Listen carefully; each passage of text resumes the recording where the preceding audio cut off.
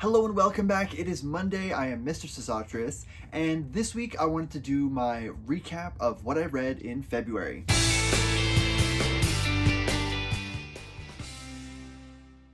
So February was Black History Month, and so I focused on Black authors throughout the month.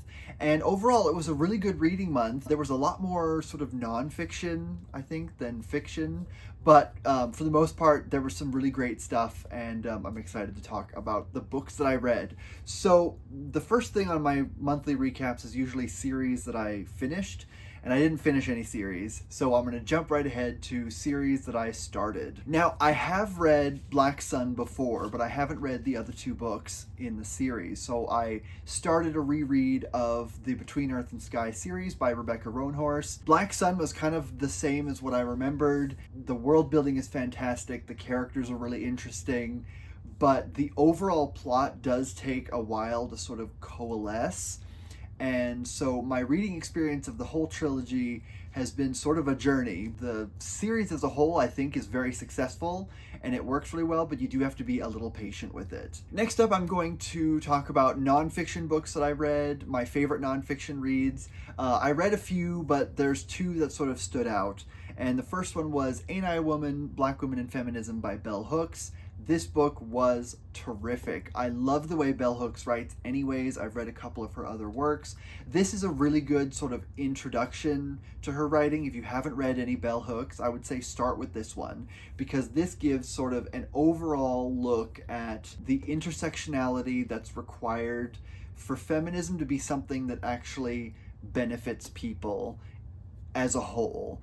She talks about sort of the problems with sort of the mainstream feminist movement, because a lot of times it's sort of mainstream white feminism and it's a little exclusionary. And so she talks about sort of just what is needed in order to sort of be more inclusive when you're talking about feminism and what feminism is, because feminism should be about bringing women up to be equal to men and equal opportunities in all things, and not about sort of attacking or destroying kind of an opposing side, because it's, you know, it doesn't have to be sort of this power struggle where you've got sort of women seeking to be on top in order to denigrate and destroy all the people that they don't like. And that's not what it is. She gives a much more nuanced look at sort of how Black women are treated and the steps that are necessary for there to be sort of a unified, meaningful feminist movement, so that sort of society can rethink its long held beliefs and find kind of an equal ground between everybody, regardless of gender. And so this book was really, really terrific. Would highly recommend it.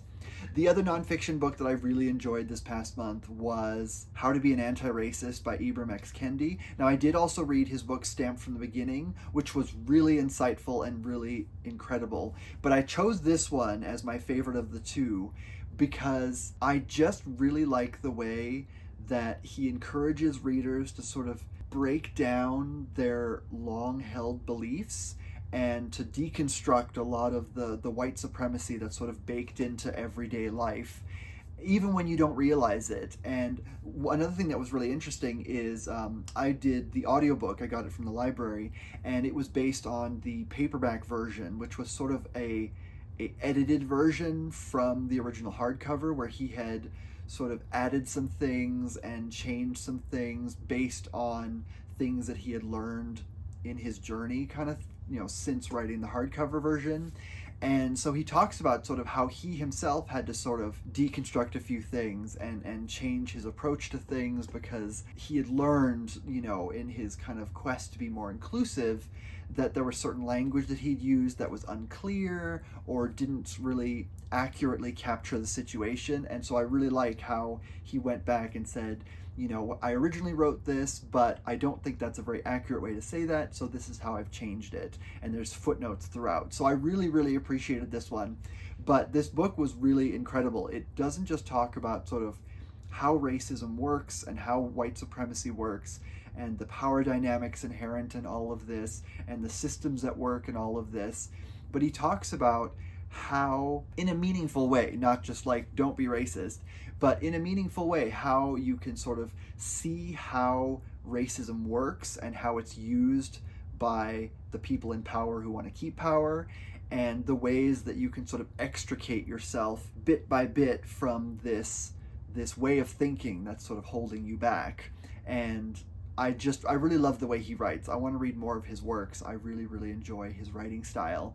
But this book was really profound and meaningful, and it really kind of helped me change the way I saw things and change the way I thought. He gets at a lot of misconceptions about racism, even misconceptions held on the left. Because I think this book is primarily aimed at, people on the left who are trying to be allies, but maybe aren't doing it right, or who don't fully understand how to be a good ally and how to kind of pull yourself out of sort of white supremacist thinking, because you don't realize how prevalent it is and how much the people in power want you to sort of have that us against them mentality, because it benefits people to have those sort of divisions. Because if you're angry at a minority or angry at a group of people that's outside yourself, it's much easier to sort of direct your rage against them instead of directing your rage against a system that profits off of inequality. So I really like the way that he words things and the way that he encourages you to disassemble your own worldview so as to find a more equitable worldview that's more inclusive and more in keeping with sort of a balanced existence where you're not constantly in conflict with people that you don't need to be in conflict with. Next up is my favorite fiction standalones. I read 2 fiction standalones. I read Watershed by Percival Everett, and I really enjoyed that one. I think that was really, really well done. But the prize goes to Song of Solomon by Toni Morrison. This book was incredible.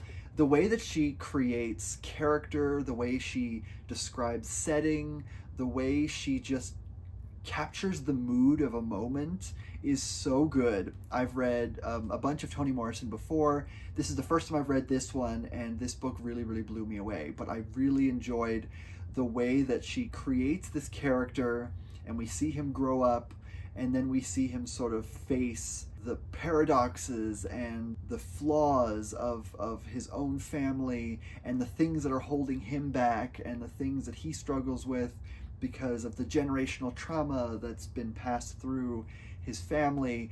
And I just really appreciated the sort of coming of age narrative that she kind of uses as a baseline to build this story off of, because it's got 2 parts. The first part is sort of him growing up and the things that influenced him, and then part 2 is almost this like treasure hunt where he's trying to find this lost treasure that's important to his family. And it just, everything comes together. It has a bit of an ambiguous ending, but it's so poetic, and I love the way that she writes characters. You just get lost in the world and the writing and the mood and the inner lives of the characters. Oh, and the cat's here now. Hello, baby. I know. But would highly recommend this. This is probably my favorite Toni Morrison book that I've read so far. It did beat out Beloved. Even though Beloved is an outstanding book and I love it, I think this one is better. Next up is books that surprised me, and I'm going to have to go with N.K. Jemisin's How Long Till Black Future Month. This is a collection of short stories, primarily fantasy and sci-fi, but this one really, really blew me away. Anytime there's sort of an anthology of short stories by an author, especially if it's a long one like this, I tend to brace myself to expect variable quality, because there's always going to be like, early stories from their career and then later, and so you kind of expect there to be sort of a difference in quality, and you get to kind of chart their progress. It's more for sort of curiosity's sake that you read sort of anthologies of short stories by big authors like this sometimes, because usually it's a way to kind of see how their writing is involved, see how their writing has changed over time, see the seeds of their novels that you can find in their short stories. But this one really blew me away, because literally every single story was incredible. Every single story could have been expanded out into a novel or a novel series. there really wasn't any stories that I was kind of like, oh, that was kind of okay, and then move on. Just consistently incredible storytelling. The way that she writes fantasy is so good. There's a few sci-fi stories, and those tend to be a little darker. There's one that's sort of cyberpunk, and there's one that's sort of post-apocalyptic almost, but her fantasy stories are really where she shines.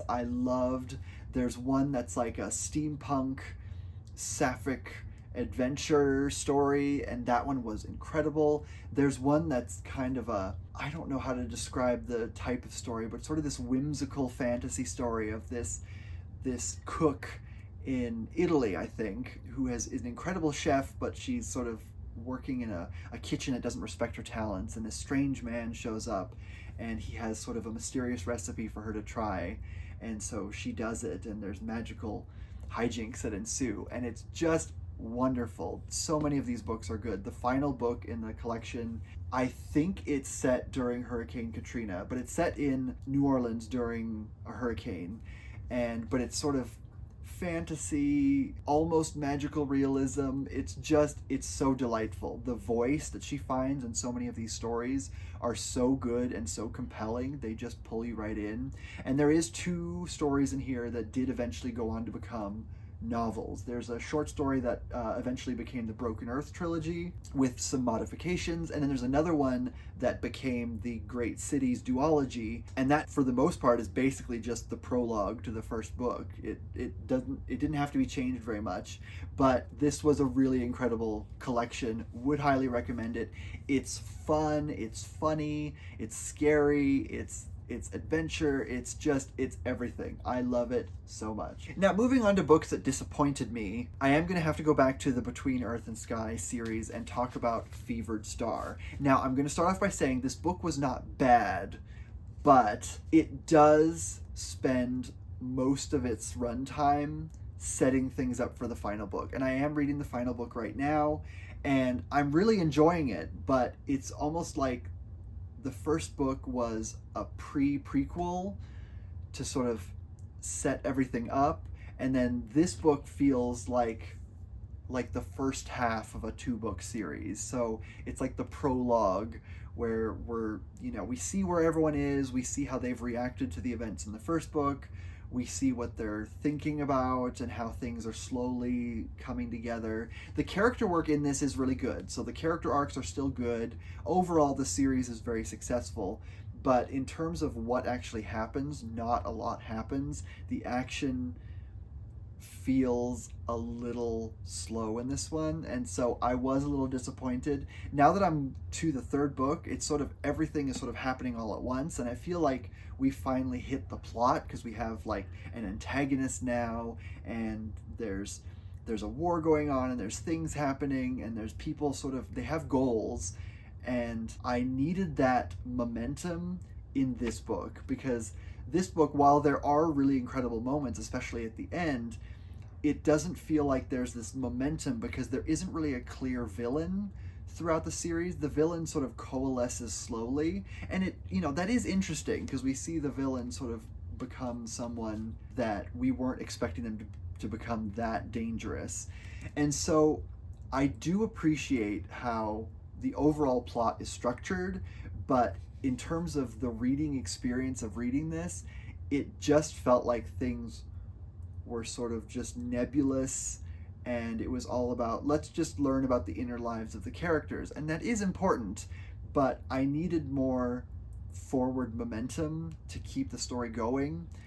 Whereas, as it is now, the first book has a lot of momentum because all the characters are facing sort of different conflicts. They all have kind of their own thing that they're working towards. One's solving a murder mystery, one's on a sea voyage, one is trying to fulfill his destiny, but they're not sort of all reacting to one big thing. There's sort of things stirring in the background. And this book is where sort of the things in the background start to coalesce towards the big end game threat, and it just didn't really work for me.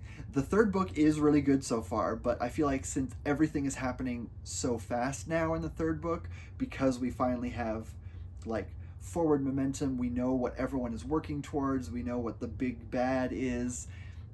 It just didn't make for a super fulfilling reading experience. This book didn't feel like a full book in its own right.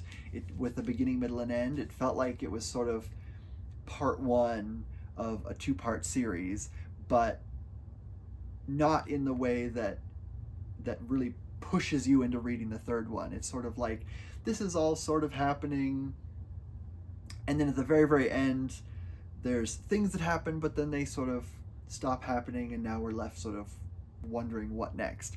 So, I don't know. My thoughts on this series so far have been a little mixed. I do enjoy the world building a great deal, and now that I'm in the third book, the characters are really incredible. The character arcs are good. I like where everyone's going. I like what they're fighting against, but I did think that this was a little water tready and could have had a little bit more forward momentum. But that's just me. So now I'm looking forward to what's going to happen in March. I'm continuing a lot of series. I am going to be finishing the Between Earth and Sky series. I'm currently reading Mirrored Heavens, and I am really enjoying this one. Even though my thoughts in the second book were a little mixed, this one is kind of where all the plot happens now that we've sort of established everything. And so the pacing is really good. The character arcs are satisfying. Everyone is careening towards this like climactic confrontation at the end, and I'm really excited to see how it turns out. I'm really invested in this one, so I'm going to be finishing this one in the next couple days, and I'm really excited to look back at the series as a whole. I'm also going to be continuing my Jane Austen marathon. I started with Sense and Sensibility, and then I'm going to be reading Pride and Prejudice next. This is sort of the one that I've read the most, so this one's going to be just a reread, but I am excited to be revisiting this one because this was a classic for a reason. I also want to continue the McMurdo series. The next book in the McMurdo series is the McMurdo Triangle. I really enjoyed the first one. It was a lot of fun. The space opera setting is really cool, and the characters are just fun and exciting to hang out with. So I'm looking forward to reading this one. And the fourth book in this series just came out, so when I can, I do want to get that one as well so I can keep going. But I have this and I have the third one, and I'm looking forward to just racing through the series. I am also continuing my Oz read through. I read 2 of the Oz books in February, and I'm in the middle of the next one right now. I will say, this series is getting a little sloggy right now. They're not bad, but you get to see sort of familiar tropes and familiar rhythms to the story, and it's very clear that L. Frank Baum wanted to end the series a while ago, and he's just sort of churning them out. He's not phoning them in, really, because he does keep trying to sort of do new, interesting things, but the stories just aren't as compelling as they were before. I feel like the Emerald City of Oz works as a good sort of end point. So if you just want to read the first few, you can end at that point, and it's a good ending. It even says that it's the end of the series.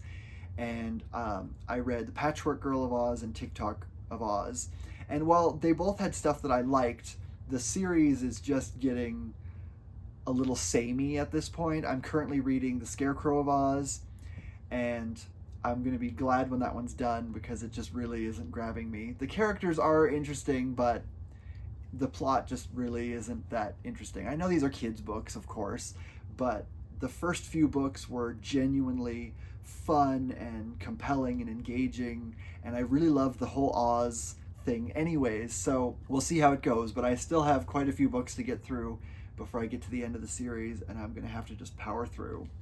But in terms of new things that I wanted to read, I do think March is going to be the month that I read The Archive Undying by Emma Miko Candon. This, I don't know, giant robots, AI, evil AI, it just feels like the right time to be reading something like this. And I just realized this is book 1 of a series, so I don't know if the second book has come out yet, but I'll have to look into that and see how it goes. But this looks like it would be a lot of fun, and I'm excited to read this one. Emma Miko Candon came to my attention when they wrote Star Wars Ronin. It's the sort of Star Wars AU book that's based on the short from Star Wars Visions, the black and white short that's very Kurosawa-esque. I think it's called The Duel.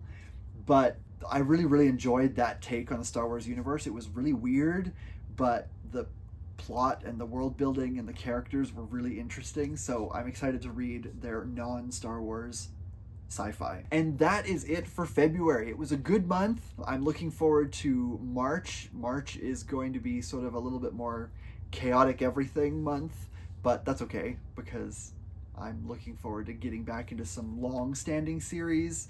Right now there's a bunch of long series that I'm going through that I want to kind of hack away at. So I'm looking forward to March, and with that said, I will let you go. What was your favorite thing to read in February? What did you not like? What do you want to read in March? Let me know in the comments, and I will see you next week. And with that said, I will let you go. All right, enjoy your reading. Bye.